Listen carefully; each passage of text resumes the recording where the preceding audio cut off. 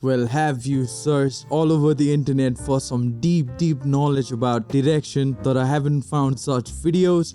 This is the one for you. आजको भिडियोमा हामी कुरा गर्नेछौँ some concepts about direction which will get increasingly complex and obscure as you can see in this iceberg on the screen. यो चाहिँ kind of a disclaimer. यो video गर्दै since this is the first one म त पुरा कतिखेर accent हान्दिँदो रहेछु हैन कतिखेर चाहिँ फेरि ढुक्क नेपाली पारामा जेलमा बोल्दो रहेछु तनाव छ हैन सो सिक्दैछु मैले के गल्ती भयो माफ पाऊ हैन. Let's start the video. So first man we will talk about the surface level topics जुन चाहिँ film enthusiastहरूलाई generally थाहा हुन्छ. So number 1 shot types. एउटा सिनेमा किन epic हुन्छ किन tense हुन्छ र किन intimate हुन्छ यो सबको श्रेय जान्छ shot types लाई. सिनेमामा कुनै पनि शट कस्तो छ त्यसले कन्वे गर्छ narrative information as well as कथालाई अघि पनि बढाउँछ without the help of dialogues. केही शट टाइप्सहरू यस प्रकार छन्: wide shot, medium shot, close up, over the shoulder shot, point of view shot र ट्र्याकिङ शट. यस्ता शट टाइप्सहरूलाई कम्बाइन गरेर हामीले एउटा सिनमा रिदम र पेस पनि बिल्ड अप गर्न मिल्छ. शट टाइप्सहरू बुझ्नको लागि आफ्नै स्मार्टफोनलाई डिरेक्टर्स भ्यू फाइन्डर जसरी युज गरेर डिफ्रेन्ट टाइपको शटहरू एक्सप्लोर गर्न सक्नुहुन्छ. Number 2 mise en scene. किन सिटिजन केनको एउटा सिंगल फ्रेम नै आफैमा एउटा कथा जस्तो लाग्छ त्यो नै मिज अन सेनको कमाल हो. फिल्ममा हरेक कुरा डेलिबरेट हुन्छ. फ्रेममा देखिने हरेक कुराको एउटा मिनिङ हुन्छ र फ्रेममा देखिने हरेक कुरा मिज अन सेनको पार्ट हो. एउटा शटमा atmosphere, setting, props, costumes, lighting, colours र एक्टर्सहरूको पोजिसनिङले नै मुड क्रिएट गर्छ, क्यारेक्टरहरू रिभिल गर्छ र कथालाई केही नबोलिकन पनि अघि बढाउँछ. मिज अन सेनलाई प्र्याक्टिस गर्नको लागि एभ्रिडे अब्जेक्ट्स अथवा प्रप्सलाई नै नेचुरल लाइटमा राखेर स्टेजिङ गर्न सक्नुहुन्छ. हजुरले आफ्नो दिमागमा भएको फ्रेमलाई स्केच गरेर कलर्सहरू, प्रप्सहरू, एक्टर्सहरूको पोजिसनिङलाई म्याप आउट गर्न सक्नुहुन्छ. यसले गर्दा हजुरको बजेट पनि पछि सेभ हुनेछ. मिज अन सेन आफैमा एउटा ठुलो टपिक भएको हुनाले हजुरहरूलाई यसबारे थप जिज्ञासा भए कमेन्ट्समा मलाई आफ्नो जिज्ञासा भन्न सक्नुहुन्छ र यसको लागि डेडिकेटेड भिडियो पनि माग्न सक्नुहुन्छ. Number 3 blocking. Have you ever thought सिनेमामा कुनै क्यारेक्टर कसरी हरेक शटमा जीवन्त भएर खुलेर आउँछ? त्यो मात्र क्यामेराको जादु होइन, त्यो हो डेलिब्रेट ब्लकिङ जसले हरेक इमोसन कन्वे गर्न सजिलो बनाउँछ र सिनमा हरेक क्यारेक्टरहरूको रिलेसनशिप्सहरूलाई पनि बुझाउँछ. ब्लकिङ त्यो इन्भिजिबल कोरियोग्राफी हो जसले मुभीलाई डाइनामिक बनाउँछ. ब्लकिङका केही महत्त्वपूर्ण टपिक्सहरू यस प्रकार छन्: positioning and spatial relationships, movement and choreography, interaction with the environment, blocking and camera coordination, emotional and narrative impact. Blocking mise en सेनको पनि एउटा ठुलो पार्ट हो र यसलाई प्र्याक्टिस गर्नको लागि हजुरले एक्टर र क्यामेराको मुभमेन्टलाई भिजुअलाइज गरेर पहिला नै स्केच गरेर सुट गर्नको लागि तयार गर्न सक्नुहुन्छ. क्यारेक्टर र प्रप्सहरूको नेचुरल र मोटिभेटेड मुभ्सले नै ब्लकिङलाई सुन्दर बनाउँछ. Number 4 3-act structure. To keep viewers wanting more of your story, there's a secret recipe that every successful movie follows, and it's called the 3-act structure. 3-act structure को 3टा part हुन्छ as the name suggests. Act 1 the setup. सेटअपमा हामीले हाम्रो character, हाम्रो दुनियाँ र हाम्रो central कन्फ्लिक्टलाई introduce गर्छौँ. Act 2 confrontation. यति बेला हामीले स्टोरीलाई डेभलप गर्छौँ, स्टेक्सहरू बढाउँछौँ, च्यालेन्जेसहरू बढाउँछौँ र क्यारेक्टर ग्रोथलाई देखाउँछौँ. Act 3 the resolution. यसमा हामीले कन्फ्लिक्टलाई रिजल्भ गर्छौँ, कथालाई बिस्तारै ऱ्याप अप गर्दै आउँछौँ र एउटा इमोसनली सेटिस्फाइङ क्लाइम्याक्स पनि डेलिभर गर्न खोज्छौँ. Number 6 camera movements. सिनेमाको कुनै शट्सहरूले हजुरलाई आफ्नो सिटको एजमा ल्याएर छोडिदिन्छ.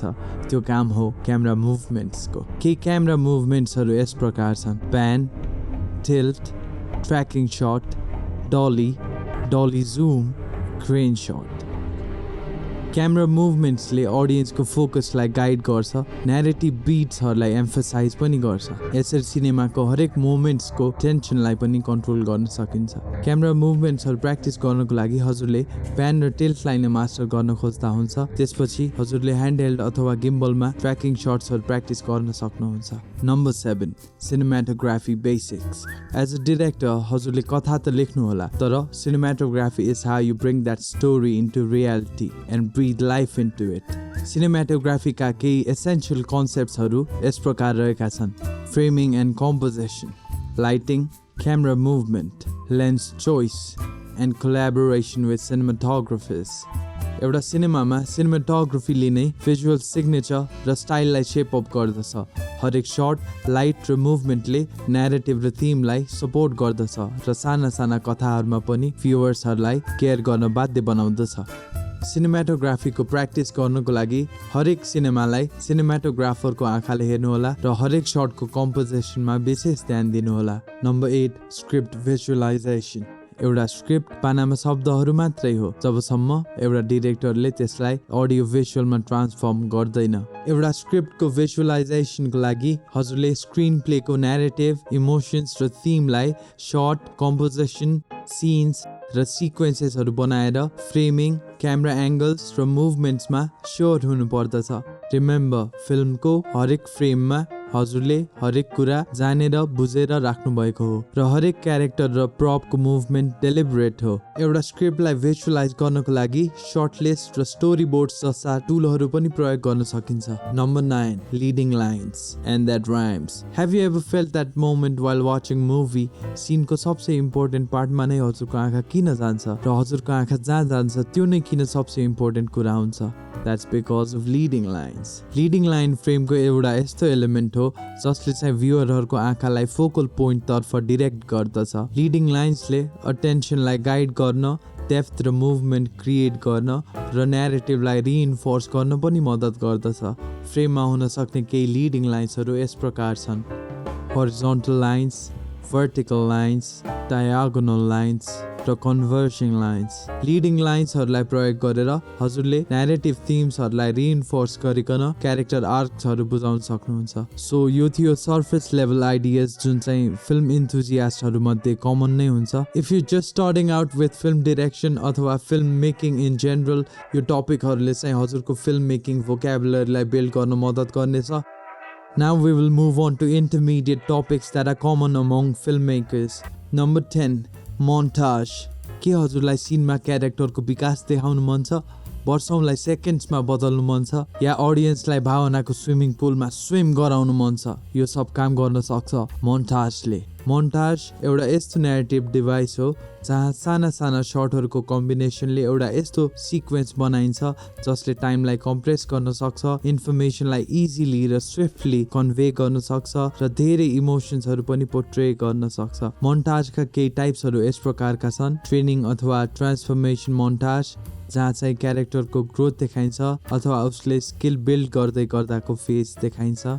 सेकेन्ड रहेको छ टाइम प्यासेज मोन्टाज। यसमा लङ पिरियड अफ टाइमलाई कम्प्रेस गरेर सानो अवधिमा देखाइन्छ। यसले कथालाई सानो समयमा नै धेरै डेभलप गरिदिन्छ। नम्बर 3 रहेको छ इमोसनल मोन्टाज, जहाँ थुप्रै इमोसनल मोमेन्ट्सहरूलाई हाइलाइट गरेर एकैसाथ ल्याएर इमोसनल कोर अफ द स्टोरीलाई बिल्ड गर्न अझ मद्दत पुर्याउँछ। एउटा मोन्टाजमा स्ट्रङ भिजुअल्सका साथसाथै क्लियर पर्पस पनि हुनुपर्दछ, साथै रिदम, पेसिङ र एडिट निकै निट हुनुपर्दछ।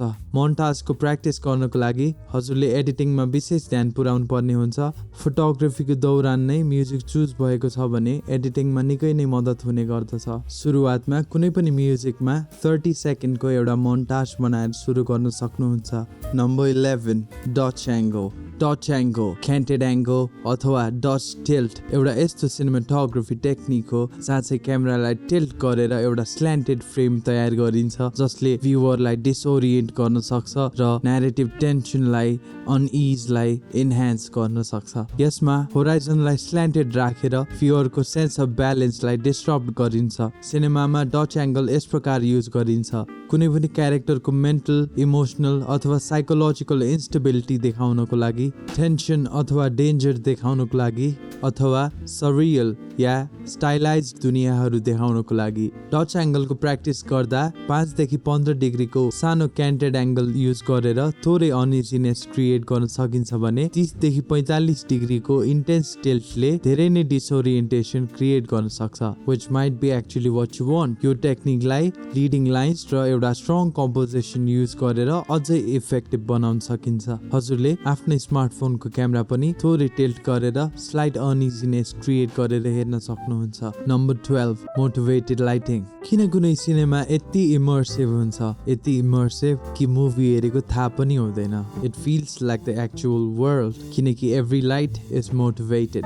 मोटिभेटेड लाइटिङ एउटा यस्तो टेक्निक हो जहाँ सिनमा देखिने हरेक लाइटहरू एउटा लजिकल सोर्सबाट आइरहेको हुन्छ फ्रम विदिन द इन्भाइरोमेन्ट। यसले भ्युअरको आँखालाई गाइड गर्नेदेखि रियलिजमलाई इन्हान्स गर्ने र स्टोरीको मुडलाई रिइन्फोर्स गर्ने काम गर्दछ। मोटिभेटेड लाइटिङका मुख्य प्रकारहरू नेचुरल लाइट, आर्टिफिसियल लाइट र फायर लाइटहरू हुन्। मोटिभेटेड लाइटिङ युज गर्नको लागि कुनै पनि एउटा भिजिबल लाइट सोर्सलाई चुज गरेर त्यही अनुसार नै थप लाइटिङलाई ट्युन गर्नुपर्ने हुन्छ। रियलिजम र स्टाइलको राम्रो ब्यालेन्स भेट्नुभयो भने मोटिभेटेड लाइटिङ पनि राम्रोसँग पुल अफ हुन्छ। Number 13 प्रिल्याप। Have you ever wondered कुनै सिनेमामा something just pulls you into the next scene without you knowing it or seeing it visually? Well, that is the magic of pre-lap. There's these techniques in film editing which are called the J cut and the L cut. The pre-lap is somewhat similar to those. It's as if you can imagine the J cut or L cut behavior of the edit before you edit or shoot even. Pre-lap को प्रयोगले scene को transition लाई fluid बनाउँदछ, anticipation र emotional impact पनि build गर्दछ र ideas, themes र characters हरूलाई connect पनि गर्दछ across scenes either seamlessly अथवा anticipatory way मा। Pre-lap का केही टाइप्सहरू यस प्रकार छन्। डायलग pre-lap जसमा डायलगले टोनलाई शिफ्ट गर्दै अथवा क्यारेक्टरको इन्टेन्सनलाई रिभिल गर्दै एउटा सिनबाट अर्को सिनमा ट्रान्जिसन गर्न हेल्प गर्छ। साउन्ड इफेक्ट प्रिल्याप जब एउटा साउन्ड इफेक्ट युज गरेर टेन्सन बिल्ड गर्दै एउटा सिनबाट अर्को सिनमा लगिन्छ। म्युजिक प्रिल्याप जब music from the next scene starts early creating emotional continuity. प्रिल्यापको इफेक्टिभ युजको लागि दुई सिन बीचको टोनलाई म्याच अथवा कन्ट्रास्ट गरेर त्यसको टाइमिङमा विशेष ध्यान पुर्याइकन प्रयोग गर्न सकिन्छ। यसमा फिल्म एडिटिङको ज्ञानले पनि हजुरलाई निकै नै मद्दत पुर्याउनेछ। यी थिए टपिक्सहरू जुन चाहिँ आइसबर्गको माथि देखिन्छन्। सुरुमा फिल्म गर्छु भनेर आउने थुप्रै बालबालिकाहरूले यसबारे चाहिँ सुनेका हुन्छन् र म फिल्म डिरेक्टर बन्छु भन्ने मान्छेहरूले यी शब्दहरू जेनरली थ्रो अफ गरिरहेका हुन्छन्। तर those people who are really into film making र जसले चाहिँ 20औं वर्ष फिल्म मेकिङमा गुजार्नु भएको छ उहाँहरूको लागि दिज टपिक्स आर फन्डामेन्टल्स, तर हेबिचुअल भइसकेको हुनुहुन्छ उहाँहरू and they have moved on to further advance topics which we are going to be discussing about next. So for these topics you have to get in the waters of filmmaking and start making films. Number 14 the Kuleshov Effect. Did you know कुनै पनि शटको meaning, कुनै पनि शटले convey गर्ने अर्थ different हुन सक्छ depending on the shots used before and after the shot. Did you know फिल्मको एडभेन्टमा धेरै फिल्म मेकर्सहरूलाई यो फ्याक्टै थाहा थिएन र one day Kuleshov notice that the audience can convey meaning from the juxtaposition of shots. Personally मेरो लागि Kuleshov effect is a pillar of film making जसले क्यारेक्टर इमोसन, न्यारेटिभ कनेक्सन र सबटेक्स्ट अथवा आइरोनीलाई निकै नै राम्रोसँग देखाउन सक्छ। कुलेशोभ इफेक्ट प्र्याक्टिस गर्नको लागि हजुरले एउटा न्युट्रल शट र एउटा कन्टेक्स्ट शट खिचेर त्यसलाई फरक फरक वेमा एडिट गरेर हेर्न सक्नुहुन्छ जसले फरक मिनिङहरू कन्भे गर्न सकोस्। कुलेशोभ इफेक्ट एउटा यस्तो टाइमलेस टेक्निक हो जसले एडिटिङ पावरलाई म्याक्सिमाइज गर्दछ र अडियन्सको पर्सेप्सनलाई शेप अप गर्न पनि मद्दत गर्दछ। वन्स अगेन एउटा न्युट्रल शट र मल्टिपल कन्टेक्स्ट शटहरूको प्रयोगले हजुरले कुलेशोभ इफेक्टलाई एक्सप्लोर गर्न सक्नुहुन्छ। Number 15 deep focus. कुनै सिनेमा हेर्नुभएको छ जसमा कम्पोजिसनको फोरग्राउन्डदेखि ब्याकग्राउन्डका हरेक डिटेलहरू छर्लङ्गसँग देखिन्छन् र तिनीहरूमा भरपुर मिनिङ हुन्छ, भरपुर अर्थले भरिएका हुन्छन्। यस्ता शटहरू हुन् deep focus shots. Deep focus generally wide angle लेन्समा सानो एपोचरका साथ थुप्रै लाइटिङका साथ राम्रो कम्पोजिसन बनाएर अचिभ गर्न सकिन्छ। डिप फोकसले मल्टिपल स्टोरी एलिमेन्ट्सलाई एकैचोटि कोएक्जिस्ट गर्न दिन्छ जसले न्यारेटिभ डेप्थलाई इन्हान्स गर्छ। यसले भ्युअरहरूलाई मल्टिपल ठाउँमा हेर्ने चोइस प्रदान गर्दै इन्गेजमेन्टलाई पनि बुस्ट गर्दछ। कुनै दुई भिन्न कुराहरूको सहसम्बन्धलाई यसले राम्रोसँग पोर्ट्रे गर्न सक्दछ।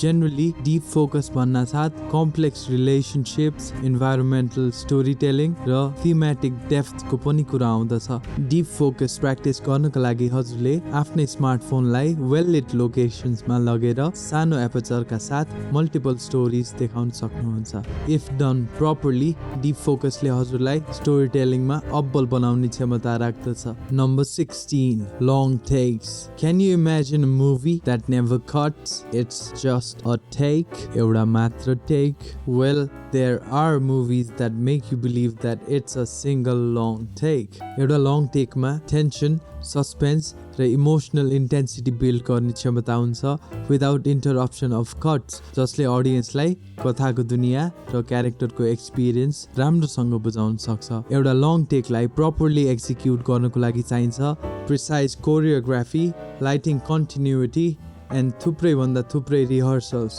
नाउ लेट्स टक अबाउट कहिले युज गर्ने त long takes. When you need the actions to be immersive, when you need the emotions to be intense, and when you need to make the audience feel the world in real time. A long take requires adequate planning between the director and the cinematographer before the shoot, and the key to achieving a good long take is intensive rehearsals. Long takes is a signature style of many directors working today in the industry. Number 17, fourth wall break. Break bhanna sath yaad aayo. This video is sponsored by no one. Thank you. Also, we are all about research in this channel. If you find this type of content helpful, help a brother out and subscribe. And we are back to fourth wall breaks. Have you ever watched a movie where the movie watches you back? Where the character of the movie is looking at you in the eye and starts talking to you from the movie screen. यही नै हो fourth wall break, जसले अडियन्सलाई directly address गर्छ, directly उनीहरुसँग engage गर्छ र कथामा self awareness add गर्छ। एउटा फोर्थ वाल ब्रेक अचिभ गर्नको लागि क्यारेक्टरले क्यामेरासँग डाइरेक्टली बोल्न अथवा क्यामेरातर्फ हेर्न सक्छ। साथै फिल्मको आर्टिफिशियलिटीलाई, स्क्रिप्टलाई, एडिटिङलाई क्यारेक्टरले रेफरेन्स गर्न सक्छ, ब्रेकिङ द क्यारेक्टर। सिनेमामा सानो सानो जेस्चर्सहरु मार्फत पनि क्यारेक्टरमा अवेयरनेसको हिन्ट दिन सकिन्छ। क्यारेक्टरले क्यामेरालाई देखाउने व्यवहारले अवेयरनेसलाई पोर्ट्रे गर्न सक्छ। जेनरली फोर्थ वाल ब्रेकले फिल्मको टोनलाई लाइटन अप गर्दै ह्युमर र सेल्फ अवेयरनेस जेनेरेट गर्न सक्दछ। कहिलेकाहीँ यसले क्यारेक्टर र अडियन्स बीच इमोशनल कनेक्सन बिल्ड गर्नु पनि हेल्प गर्दछ। Number 18, parallel editing. कुनै यस्तो सिनेमा हेर्नु भएको छ जहाँ दुईटा सिनहरु, दुईटा कथाहरु एकै साथ अनफोल्ड हुन्छन् र ती दुवै कथाहरु एउटै क्लाइम्याक्स तिर पुग्नको लागि अघि बढिरहेका हुन्छन्। त्यही नै हो क्रस कटिङ अथवा प्यारलल एडिटिङ, जसले साइमल्टेनियस एक्सन्सहरुलाई कन्भर्ज गराउँदै टेन्सन क्रिएट गर्न सक्दछ। प्यारलल एडिटिङले सस्पेन्स, थीमेटिक कनेक्सन र क्यारेक्टरलाई बिल्ड गर्दै दुईटा सिनारियोलाई जक्सटोपोज गर्दै त्यसको डिफरेन्सेस अथवा सिमिल्यारिटिजलाई केलाउने गर्दछ। प्यारलल एडिटिङ राम्रोसँग एक्जिक्युट गर्नको लागि भिजुअल्सहरुको लाइटिङ, कलर्स र फ्रेमिङमा क्लियर डिस्टिंक्सन हुनुपर्दछ। साथै पेसिङ र साउन्ड डिजाइन पनि अकर्डिङली डिस्टिंक्ट राख्नु पर्दछ। स्प्लिट स्क्रिन्सहरुको युज पनि प्यारलल एडिटिङमै पर्दछ। Number 19, screen direction. कहिले यस्तो फिल्म हेर्नु भएको छ जहाँ हजुर completely suspended into the story हुनुहुन्छ र हजुर कहिले पनि कन्फ्युज हुनुहुन्न को कहाँ जाँदैछ र कसले के गर्दैछ भन्ने बारे। यही नै टप नच स्क्रिन डिरेक्सनको काम हो। स्क्रिन डिरेक्सनका मुख्य प्रिन्सिपल्सहरु यस प्रकार छन्। 180 डिग्री रुल, जहाँ एक्सिस अफ एक्सनको अराउन्डमा कन्सिस्टेन्ट लेफ्ट र राइट रिलेसनशिप्सहरु मेन्टेन गरिन्छ।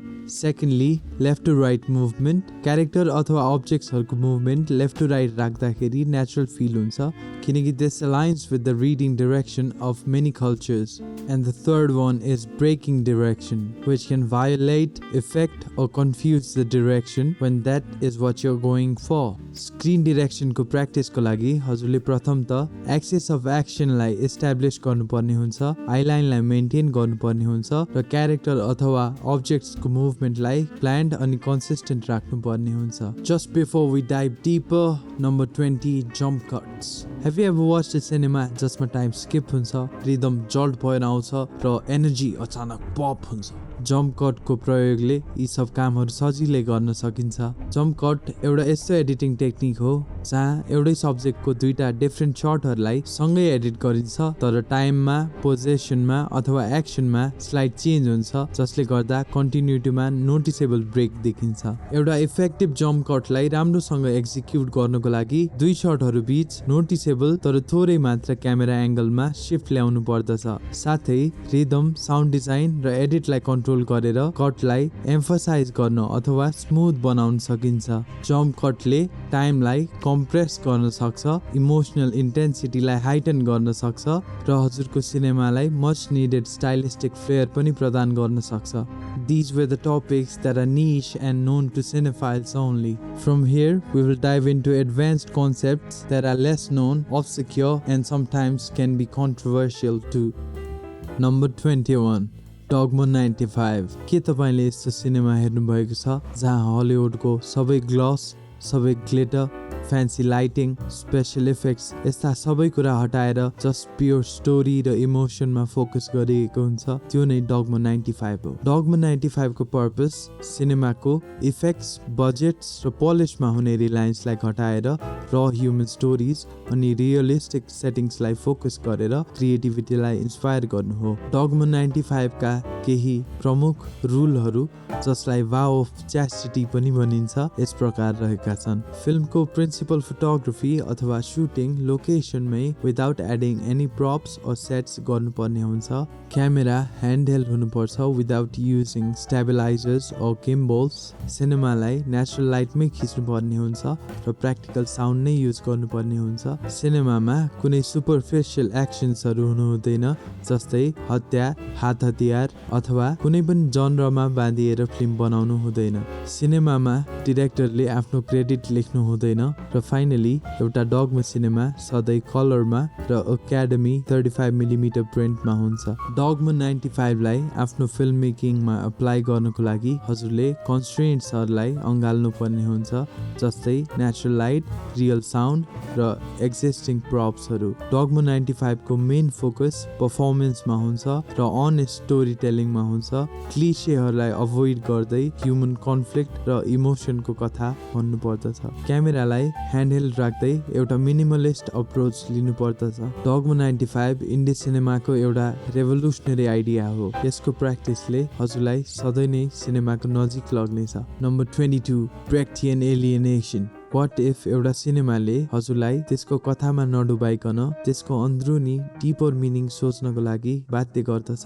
ब्रेक्टियन एलिएनेसनमा फिल्मको बनावटी नेचरको बारेमा पनि कुरा हुन्छ र अडियन्सलाई प्रश्न सोध्न र प्रश्नको उत्तर के होला भनी सोच्न बाध्य पार्दछ। सिनेमामा प्रयोग हुने की ब्रेक्टियन टेक्निक्सहरू हुन् डाइरेक्ट एड्रेस, जहाँ क्यारेक्टरले डाइरेक्टली क्यामेरालाई एड्रेस गर्छ, reminding the viewer of the film's artificiality. Second is exposed artifice, जहाँ फिल्म मेकिङ एलिमेन्ट्स जस्तै सेट पिसेस, टाइटल कार्ड्स अथवा क्रू नै पनि रिभिल गरिन्छ फिल्मको कन्स्ट्रक्टेड नेचरलाई हाइलाइट गर्नको लागि। And the third is theatrical staging, जसले मिनिमलिजमलाई हाइटन गर्छ र स्टोरीलाई रियलिजमबाट डिस्टेन्स गर्छ। ब्रेक्टियन एलिएनेसनको युज अप्रेसन, इनइक्वालिटी जस्ता सोसाइटल च्यालेन्जेसमाथि कमेन्ट्री गर्न, मोरल रिफ्लेक्सन प्रेजेन्ट गर्न र एक्सपेरिमेन्टल स्टाइललाई इन्स्पायर गर्नको लागि युज गरिन्छ।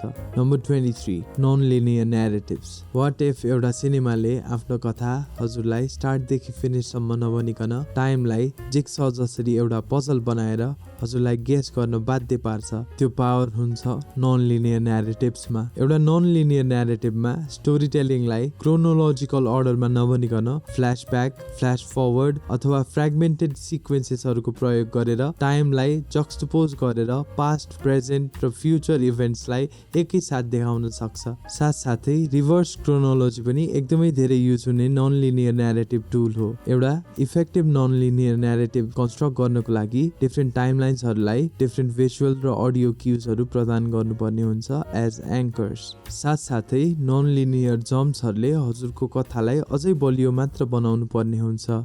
क्रिस्टोफर नोलनले जस्तो धेरै एक्सपोजिसनको युज नगरिकन अडियन्सलाई टाइमलाइनहरूको बारेमा भिजुअल हिन्ट्सहरू दिनु पर्दछ। सुरुवात हजुरले आफ्नो कथामा एउटा दुईटा फ्ल्याशब्याक अथवा एउटा टाइमलाइन शिफ्ट राखेर गर्न सक्नुहुन्छ। Number 24 aspect ratio manipulation. कुनै सिनेमाको फ्रेम अचानक सानो हुन्छ, अचानक ठुलो हुन्छ, अचानक एकदमै सानो हुन्छ र हजुरलाई कथाको भित्र बोलाउन खोज्छ। कहिले त्यस्तो नोटिस गर्नुभएको छ? कुनै सिनेमामा एस्पेक्ट रेशियोको म्यानिपुलेसनले इमोसनल टोन, टाइम अथवा पर्सपेक्टिभमा शिफ्टलाई सिग्नल गर्छ। मोरओभर एस्पेक्ट रेशियोको म्यानिपुलेसन बाहेक त्यसको युसेजले मात्र पनि डिरेक्टरको भिजन देखाउन सक्छ। वाइड अथवा टल एस्पेक्ट रेशियोलाई क्यारेक्टर अथवा क्यामेराको मुभमेन्टले थप सुन्दरता प्रदान गर्न सक्छ। फिल्म रिभ्यूको क्षेत्रमा एउटा डिरेक्टरको एस्पेक्ट रेशियोको युसेज निकै नै ख्याल गरिने गरिन्छ। एस्पेक्ट रेशियोको चेन्जेसले क्यारेक्टरको मेन्टल स्टेट, टेम्पोरल शिफ्टहरू, डिफ्रेन्ट टाइम पिरियड अथवा मेमोरीहरू र न्यारेटिभ कन्ट्रास्टलाई देखाउने काम गर्छ। एस्पेक्ट रेशियो म्यानिपुलेसन प्र्याक्टिस गर्नुको लागि हजुरले आफ्नो फिल्ममा दुईटा सिनारियोलाई 239:1 देखि 143:1 मा ट्रान्जेक्सन गरेर ट्राई गर्न सक्नुहुन्छ। यसले दिने इमोसनल र साइकोलोजिकल इम्प्याक्टलाई विशेष ध्यान दिनुपर्ने हुन्छ। Number 25 Synesthetic Direction। Have you ever watched a cinema जसको साउन्डलाई हजुरले देख्न सक्नुहुन्छ, कलर्सहरूलाई फिल गर्न सक्नुहुन्छ र सिनको मुडलाई स्मेल र टेस्ट गर्न सक्नुहुन्छ? यो नै जादु हो Synesthetic Direction को।